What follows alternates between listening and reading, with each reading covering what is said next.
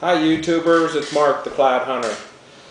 It's still a little rainy outside. I think I'm going to get out in a little bit, but I got thinking, I've only been metal detecting for about 6 months now. I know a lot of people are just beginning, and I had a lot of questions when I just started. And I sort of wanted to do a video on my equipment and different techniques I've developed that might be able to help you. The first thing is, when I bought the E-Track, I got a pin pointer that came with it, a pistol pointer. And I used that and I didn't like the pistol pointer. And what I like now is the Garrett Pro pointer. And this is really good because it lets you know when you're getting close to metal. It starts beeping slow. And as you get closer and closer, it beeps faster until it just stops. So when you're looking for your target in the hole, you can tell where it is, how far away, how deep it is, so forth. The only problem I had with it is the noise comes out of these little holes right here. There's a speaker behind this, and these often fill with mud and dirt, and then it becomes very quiet.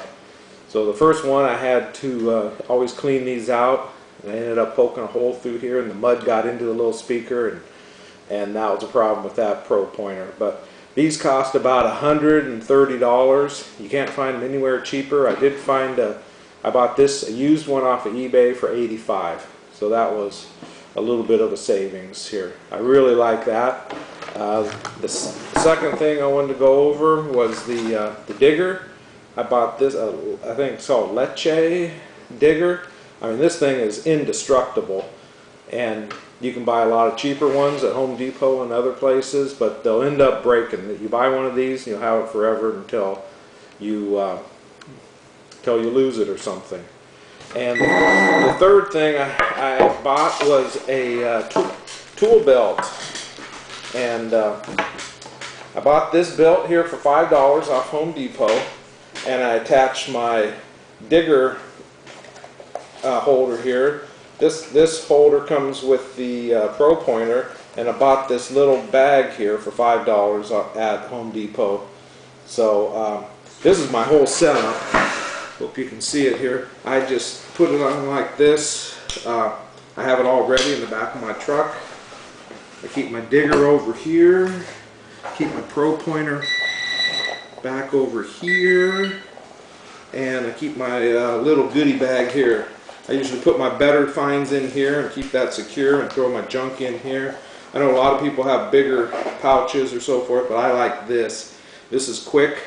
And then one thing I use is I use a little piece of foam. Did it shut down?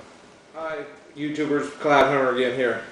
I was going to say, I keep a little piece of foam with me, and I carry this. Instead of using knee pads, I found this to be, it's very light, and I hold it. And what I do is I hold my pin pointer all the time in this hand, and a metal detector in this hand, because I'm digging a target, I figure, about every 2 minutes when I'm out in a school or something like that. So instead of reaching back and forth and putting the Pro pointer away, I just keep it in this hand, keep this hand, and then I put this down and kneel on it with my knees so I don't get my pants all wet and dirty. So when I'm done hunting for like 4 hours, I'm still pretty clean, unless it's really muddy and wet outside. But those are the things I wanted to go over.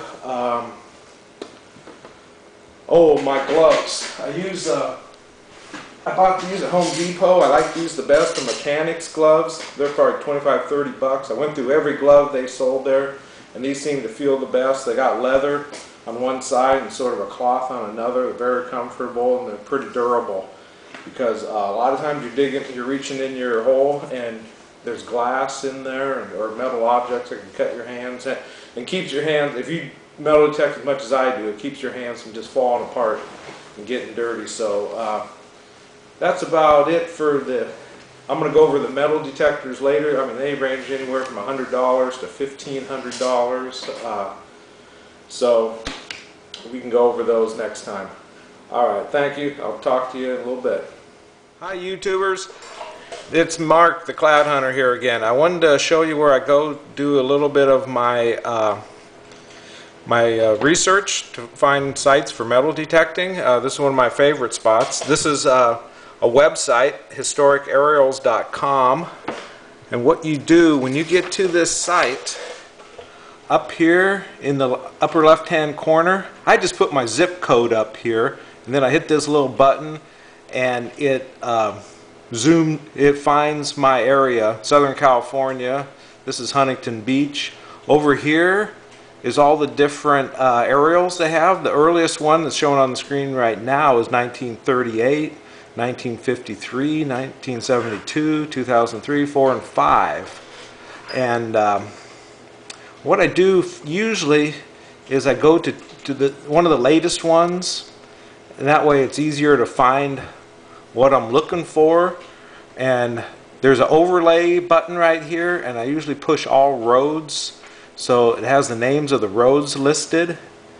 And then down here on the bottom, these little buttons blows up the image for you. So I'm going to go blow it up a little bit here, and it takes a little while to regenerate. And then you just hold the cursor down and you can drag it over. What I know is this is Huntington Beach Pier right here. The park I go to is up Main Street, so I go up Main Street. Where is it? Okay, we're coming up here. Coming up Main Street.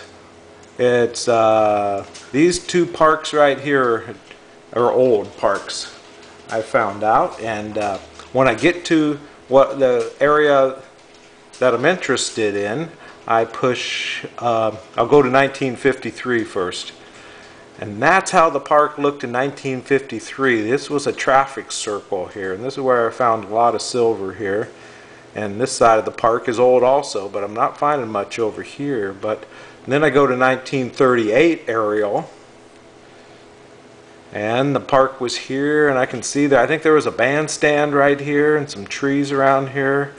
Here's the other side of the park. There's not a whole lot going on over here.